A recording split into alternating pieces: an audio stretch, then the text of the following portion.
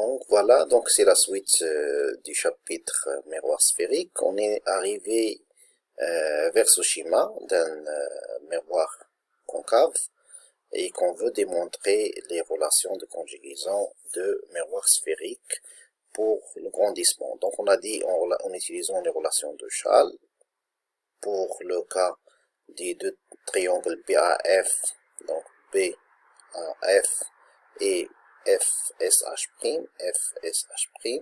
Donc on va écrire les deux relations du A'B' sur AB, donc A'B' sur AB, parce que AB ici, au fait, A'B' sur AB, A'B' c'est SH', parce que les deux A'B' est égal à SH'. Pourquoi on va remplacer SH' par A'B'? Donc on va se retrouver avec la relation, la première relation, facile à retenir, à passer par là, parce que Fs c'est moins SF, donc c'est ça, ça va être moins SF sur Fa, et ça va donner moins Fa' sur FSF, donc ça donne ça. Donc on va se retrouver avec la relation de grandissement avec origine au foyer. Et si on multiplie en diagonale, on se retrouve avec la relation de Newton pour le miroir. La même chose maintenant pour démontrer la relation de conjugaison de grandissement avec origine au centre. On va utiliser les relations totales dans les triangles CAB, donc vous aurez CAB, ça, et le CA'B', donc vous aurez ça. Vous aurez donc ce qui se joint au centre C. Donc la même chose, A'B' divisé par AB est égal CA' divisé par CA. Donc ça, c'est la relation de conjugaison avec origine au centre pour le grandissement. Donc, la relation avec origine au centre pour le grandissement, pour le miroir sphérique. Donc, qu'est-ce qu'on va faire? On va prendre, ça c'est quoi? C'est FA fois FA'. Donc, le départ, c'est la relation de Newton. On a la relation de Newton, FA fois FA' est égal F au carré. Donc, ça c'est la relation de départ. Et qu'est-ce qu'on va faire? On va introduire avec la relation de Schall le point C ici et le point C dans FA', parce qu'on cherche avec origine au centre. Et on multiplie tout, donc on va développer cette équation, et on divise toute cette équation par F fois CA fois CA'. Donc si on divise tout par F CA CA', on va se retrouver de 1 sur CA', parce que ça va donner 1 sur CA', plus 1 sur CA, est égal 2 sur CS, qui est égal à la divergence, qui est égal à moins 1 sur F. Donc maintenant, pour démontrer la relation avec origine au sommet, on prend la même chose, la relation de Newton, et on va introduire le point S dans FA et le point S dans FA', qui est égal à F au carré. On fait la même chose, on développe l'équation, et on divise tout par F fois SA fois SA', parce qu'on cherche avec origine au sommet. Et tout ça va se simplifier, il va rester 1 sur SA' plus 1 sur SA est égal à 2 sur SC, qui est égal à la relation de position du miroir sphérique avec origine au sommet. Donc voilà, maintenant il reste bien sûr la relation avec origine au sommet pour le grandissement. Il reste cette relation à démontrer. Donc pour la démontrer, on va utiliser la relation de Lagrange. Donc Lagrange, qu'est-ce qu'il dit? Si on a un objet A et son image A'B', alpha c'est l'angle avec lequel je vois l'objet A, et alpha' c'est l'angle avec lequel je regarde A'B'. Donc alpha, ça c'est l'angle avec lequel je regarde l'objet A. Donc ça c'est à partir de ça, parce que je veux la tracer pour trouver A', et donc dans ce cas, pour un miroir, on a des n égale à moins n', vous aurez n égale, c'est égal à moins n', on va se retrouver avec alpha AB égale à moins alpha' A'B'. Donc alpha AB égale à moins alpha' A'B'. Donc on trouve que gamma, donc si je calcule tangente bien sûr de alpha, donc tangente de alpha, ça va être égal à SH divisé par SA. Et tangente de alpha prime, c'est l'angle avec lequel le rayon il retourne, ça c'est alpha prime, donc tangente de alpha prime est égal SH, la même chose, divisé par A prime S prime. Parce que ça c'est alpha prime, donc ça va être SH divisé par S, A prime S prime. Donc puisque on travaille dans les conditions de Gauss, donc alpha, tangente alpha, c'est à peu près égal à alpha, et tangente alpha prime, c'est à peu près égal à alpha prime. Donc c'est développement limité fait de tangente qui est équivalent à sinus de x, et sinus de x est équivalent à x. Donc j'aurai alpha prime sur alpha est égal à s sur a prime s. Et dans ce cas, si je divise alpha prime sur alpha, donc j'aurai moins a prime b prime sur ab. Okay, donc a prime b prime sur ab, ça va donner moins sa prime sur s. Donc ça, c'est la relation de conjugaison avec origine au sommet pour le grandissement. Donc à partir des équations qu'on a démontrées, on va donc conclure que le grandissement pour le miroir, c'est a prime b prime sur ab est égal à moins sa prime sur sa est égal à ca prime sur ca est égal à moins fa prime sur sf est égal à moins sf sur fa. Donc c'est le résumé qui regroupe les trois relations de conjugaison pour le miroir sphérique, pour le grandissement bien sûr. Et on peut ici définir le grossissement, c'est l'angle avec lequel je regarde l'image divisé par l'angle avec lequel je regarde l'objet. Donc on va l'appeler G. Donc G c'est alpha prime sur alpha, qui est égal à moins AB sur A prime B prime, parce qu'il vient de partir de cette relation. Donc c'est égal à, puisque ça c'est l'inverse du grandissement transversal, donc ça va être égal à moins 1 sur gamma. Gamma c'est le grandissement transversal.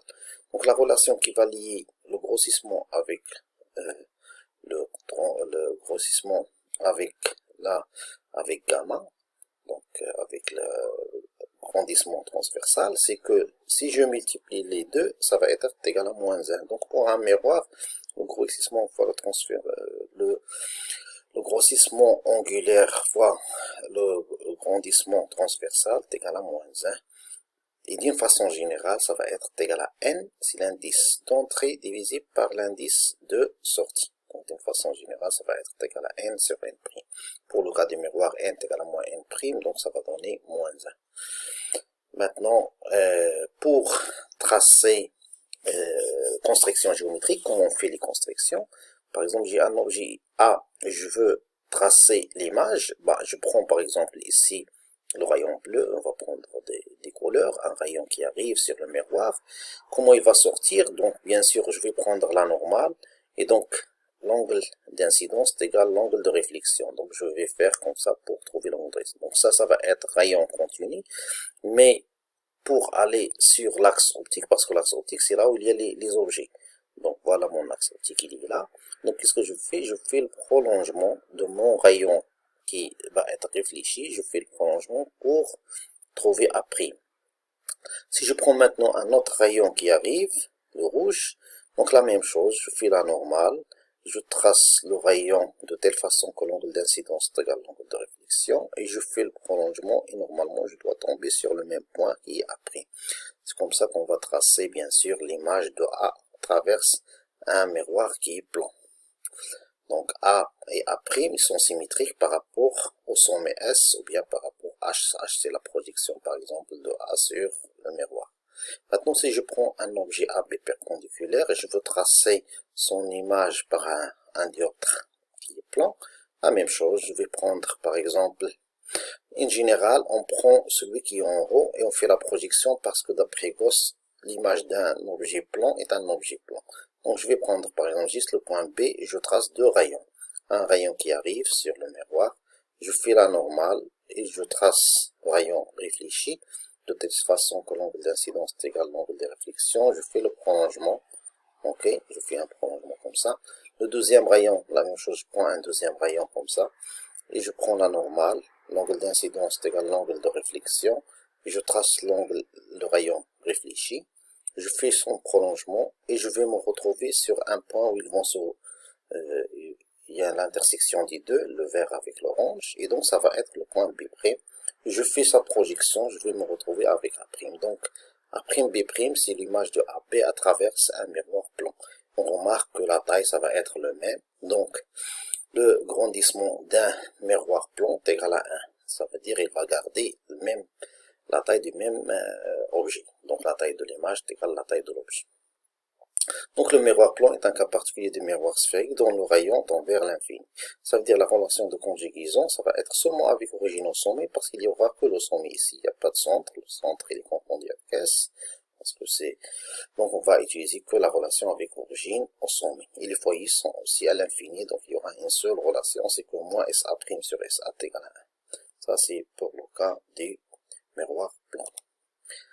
Maintenant les constructions pour un miroir sphérique, il y a plusieurs cas, soit l'objet il est avant F, c'est-à-dire avant le foyer, soit il est entre F et S, c'est-à-dire entre le foyer et le sommet, soit il est virtuel après S, soit l'objet il est là. Et chaque fois, on fait la même chose, on va prendre un rayon parallèle lorsqu'il coupe, lorsqu'il rentre en conclusion, lorsqu'il traverse, bien il traverse pas, lorsqu'il coupe le miroir, il va retourner en passant par le foyer image. Le foyer image est confondu avec le foyer objet.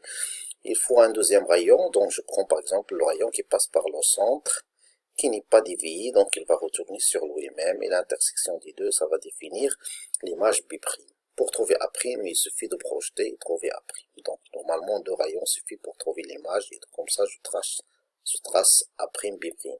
La même chose ici, je prends, si l'objet il est ici, je prends un rayon parallèle, lorsqu'il arrive sur le miroir, il va passer par F', et je prends le deuxième rayon, par exemple celui qui passe par F, donc je prends le deuxième, il va passer par F et B, et lorsqu'il arrive sur le miroir, il sort parallèle. Je fais le prolongement de ces deux rayons, et je vais me retrouver avec le point B'. Je fais la projection, je trouve A'B'. Si l'objet il est après le miroir, donc un objet qui est virtuel, la même chose, je vais prendre un rayon qui arrive parallèle, et bien qui arrive sur le point B. Là, je vais mettre des pointillés, parce que ça c'est juste pour aider à la construction, et ça c'est mon rayon réel. Donc voilà, il arrive comme ça réel. Normalement, lorsqu'il arrive ici sur le miroir, il faut qu'il sorte par F. Donc F il est confondu avec F', il va sortir comme ça. Le deuxième rayon, je vais prendre un rayon qui passe par le point B et par exemple le foyer. Donc le foyer il est là, donc je vais tracer le deuxième rayon, il arrive sur F et sur B. Je fais jusqu'au ici très continu et là je vais mettre que des pointillés. Et j'arrive sur là où il frappe sur le miroir. Donc comment il va sortir ce rayon? D'après les règles de construction, un rayon qui arrive par le foyer, il sort parallèle, donc il va sortir parallèle. L'intersection des deux, ça va donner ce point-là qui est P', et je fais la projection et je vais me retrouver avec A'. Donc c'est les trois règles des rayons et tuiles qui vont aider à la construction chaque fois de l'image A'B' de l'objet AP. Maintenant, on va faire la même chose pour un miroir qui est convexe, donc c'est les mêmes règles, il suffit de regarder ça et essayer de s'entraîner. Maintenant, on va regarder le cas où un rayon quelconque, ça veut dire un rayon quelconque qui arrive sur un miroir. C'est-à-dire, il n'est pas parallèle à l'axe, il ne vient pas par F, et il ne passe pas par le centre. Comment on va faire pour tracer le rayon réfléchi par un rayon quelconque qui arrive sur un miroir? Donc, il faut utiliser deux règles. Les deux règles, c'est que deux rayons incidents parallèles donnent des rayons réfléchis. Donc si je prends deux rayons incidents parallèles, je vais me retrouver avec des rayons réfléchis qui, eux, ou leur prolongement se croisent dans le plan focal image. Donc on va utiliser le plan focal image. La règle 5, il dit que deux rayons incidents qui, eux, ou leur prolongement se croisent dans le plan focal objet, s'ils se croisent dans le plan focal objet, ils vont donner des rayons réfléchis parallèles entre eux. Donc voilà. Par exemple, ici, je veux utiliser la règle des foyers secondaires, image secondaire. C'est-à-dire je vais utiliser le plan image, le plan focal image. Donc un rayon quelconque qui arrive sur le miroir et je veux tracer comment il va sortir. Qu'est-ce que je vais faire? Je prends un autre rayon qui est parallèle à ce rayon, donc, et qui passe par un point que je connais sa réponse. Donc c'est le rayon qui passe par C et qui est parallèle à ce rayon. Je sais que ce rayon-là, ça je vais mettre sous forme de pointillés, c'est mieux parce que ça aide juste à la construction. Donc lorsqu'il arrive ici, qu'est-ce qu'il va faire? Il va retourner sur lui-même. Voilà.